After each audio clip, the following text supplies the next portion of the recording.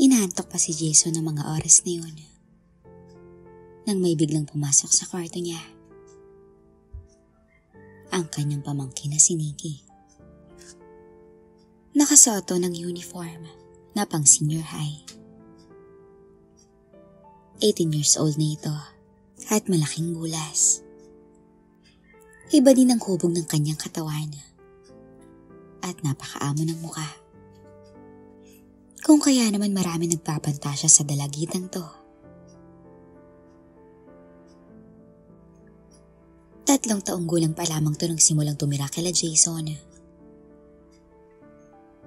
Kinupkup siya ng panganay na kapatid ni Jason dahil maagang naulila ang dalaga. Nadisgrasyang minamanayang sasakyan ng tunay na magulang ni Nikki. At dahil walang kumukuhang kamag-anak sa kanya, nagpa siya na lamang na kunin na lang to ng panganay na kapatid ni Jason. Matalik na kaibigan ng lalaking to ang nanay ni Nikki. Kaya simula noon, magkakasama na sila sa bahay. "Tito, ihatid mo na po ako," sabi nito sa kanya. Amoy na amoy ang pabango nitong vanilla. "Oh, ang aga naman ng pasok mo ngayon," ani ni Jason na kinukusot pa ang mata. "Tanghali kita hinahatid ah. May practice kasi ako dito sa school ng declamation, kaya kailangan kong pumasok ng maaga." May naantok pa ako, Nikki. Nag-tricycle ka na lang." "Ayoko," sagot ng dalaga. Sumampa si Nikki sa kama. Lumapit to sa kanya at pinatong ang mukha sa bandang ibaba niya. "Ano ba yan, Nikki? Ang aga-aga ha? Huwag kang makulit." Medyo inis na sabi ni Jason. "Sige na, tito." At lalo pang dumikit ang dalaga. Kaya madalas nang dumidikit ang dalaga sa kanya dahil minsan ay nahuli siya nito na may ginagawang kakaiba na madalas na ginagawa ng lalaki. Nakalimutan niya kasi na isara ang pinto ng kwarto.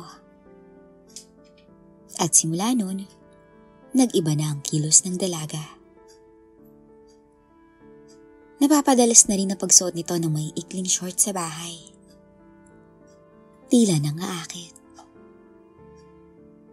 Isang gabi, wala pa ang nanay ng dalaga dahil nag-OT ito sa trabaho at naiwan silang dalawa sa bahay. Nasa kwarto nun si Jason, nakahiga sa kama habang nagsiselfone. Nang biglang pumasok si Nikki. "Anong kailangan mo?" Tito, nood tayo ng movie oh. Ang tagal dumating ni nanay eh. I'm so bored na."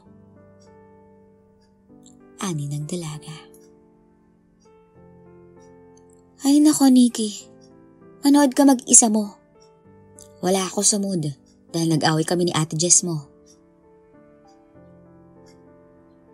Si Jess ay matagal ng kasintahan ni Jason. "Bakit naman po, tito? Anong nangyari? Hiwalay na kayo?" Nakangiting saad ng dalaga. "Baliw, nag-away lang hiwalay na agad." "O sige na, next time na lang tayo manood ha." Pakiusap ni Jason. Bigla namang sumimangot si Nikki. "Ang hina ko talaga sa'yo, tito." Sabay alis at medyo malakas ang pagsara ng pinto. Napakamot na lang sa ulo ang binata. Ngunit maya-maya lang, nakaramdam to ng konsensya. Kung kaya naman pinunta niya to sa kwarto. Kinatok niya ang pinto. Nikki? Gising ka pa? Opo, Tito. Bakit po? Anong kailangan mo? Marahan na binuksan ni Jason ang pinto ng kwarto ni Nikki. At nagulat siya nang makita niyang nakasando lang ito at nakamaikling shorts. Kitang-kita ang malulusog na hinaharap nito. Bigla tuloy nakaramdam ng init si Jason. Gusto mo pa bang manood ng movie? Akala ko ba wala ka sa mood, Tito? Okay lang naman. Pakipot ng dalaga. Tara sa sala. Magluluto ako ng fries at hotdog para may makain tayo. Napangiti ang dalaga pagtalikod ni Jason. At agad naman tong pumunta ng sala. Ilang minuto pa ang lumipas. Nagsimula ng manood ang dalawa. Horror ang napili nilang panoorin dahil sa kagustuhan ni Nikki.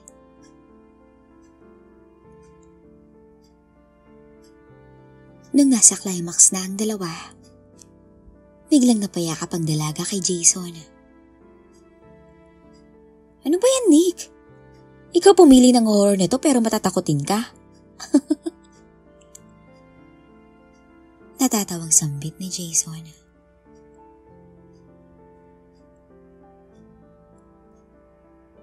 Napayakap muli ng mahigpit si Nikki. At doon naramdaman ng binatang malulusog na hinaharap ng dalaga.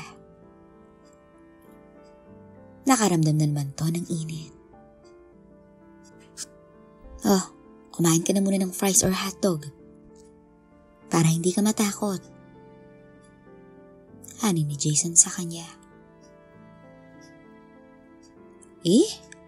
Ayoko ng hotdog na yan, Tito. Gusto ko yung sayo.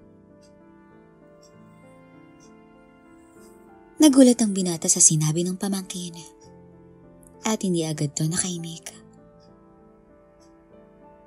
Ha? Anong sabi mo, Nick? Sabi ko, gusto ko ng sayo, Tito. Sabay dampi ng nasa ibaba niya. Napatras naman si Jason sa ginawa ng dalaga. Tito, nakita ko na yan. At nakita ko na rin kung paano yan magalit. Nakangiting sambit ng dalaga. Medyo nakaramdam ng hiya ang binata. Pero mas lumamang ang nararamdamang init at excitement nito. Nikki, ano ka ba? Ano bang sinasabi mo? Hindi na natapos magsalita si Jason dahil bigla tong sinunggaba ng halik ng dalaga. Nung unay pumapalag-palag pa siya. Pero kalaunan, nagparaya na ito. Teka, mali ito, Nikki. Sambit niya habang dahan-dahan na naglalakbay ang kamay ng dalaga papunta sa kanyang ibaba. Hanggang sa hindi niya na rin mapigilan ang init. Kaya naman pinagbigyan niya na ang dalaga. Bahala na. Ginusto mo to, ha? Naging matindi ang bakbakan ng dalawa. Hindi na nila napansin ang pinapanood. At ilang sandali pa, lalong nag-init ng dalawa. Tito, ikaw ang una ko. Kaya sana ingatan mo ko, ha? Sambit ng dalaga habang nakapungay ang mga mata. Sige, Nikki. Ang tito mo ang bahala sa'yo. At doon na nagsimulang mainit na mga tagpo. Nanging sa ilang minuto pa ang lumipas. Pareho nang naabot ng dalawang sukdulan. Ilang beses pa nila tong ginawa sa gabing yun. Hanggang sa dumating na lang ang nanay ni Nikki.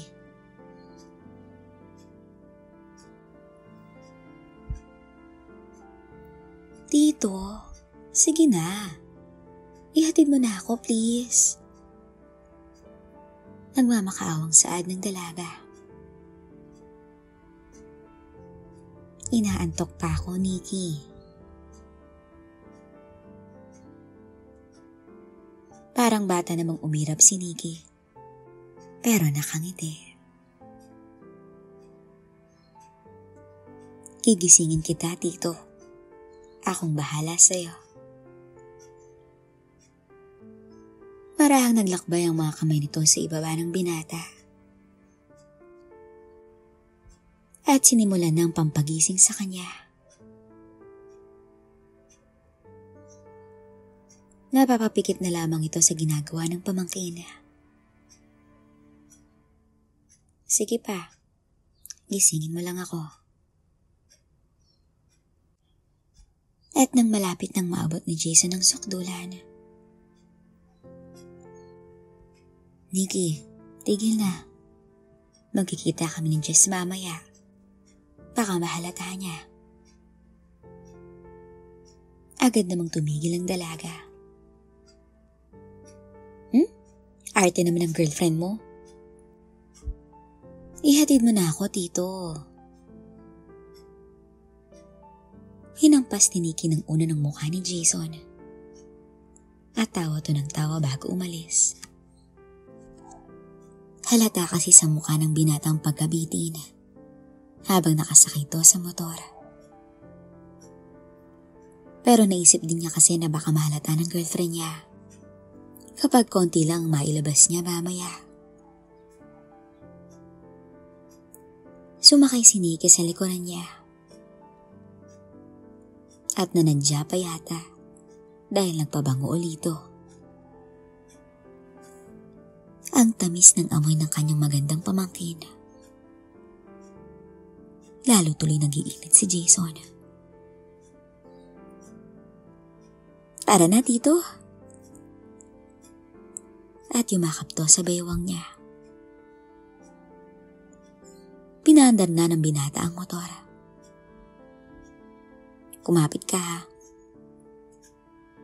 At naramdaman niyang sa ibaba niya kumapit ang dalaga. Dito ba ako kakapit? Tigilan mo yan.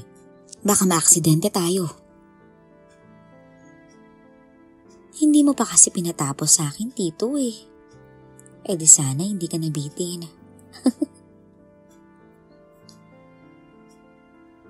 Hindi na kumibo pa si Jason. Nag-concentrate na lamang ito sa pagpapatakbo ng motor.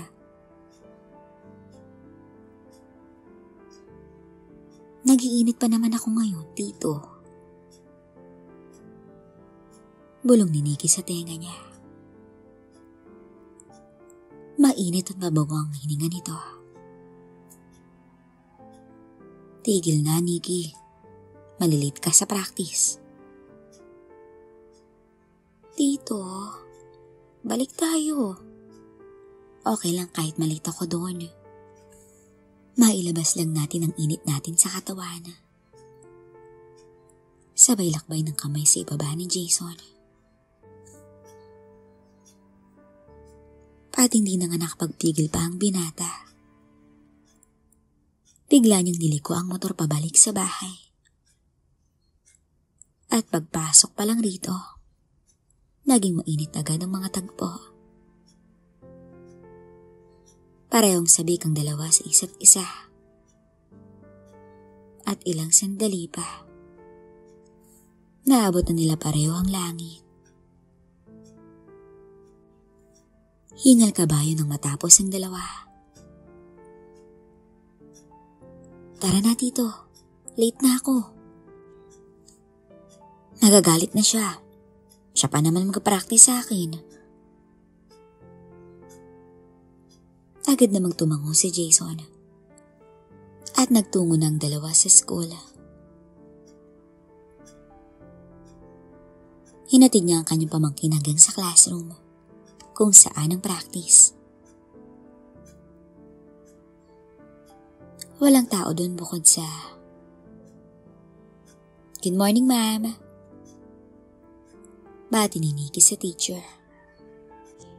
At ngumiti rin ito pabalik sa kanya. "Late ka." "Eto kasi late ako hinatid ni Tito. Tulog ng tulog."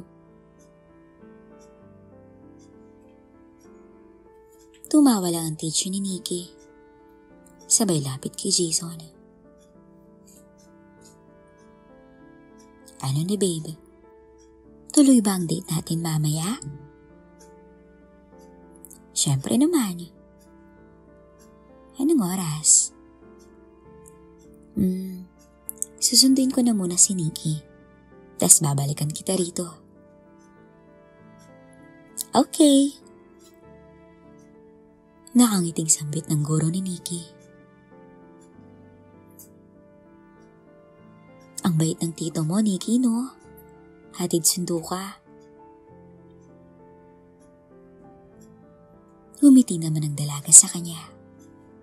Sabay tumango. "Opo. Sobrang bait po ni Tito." Sabay kindat nito kay Jason.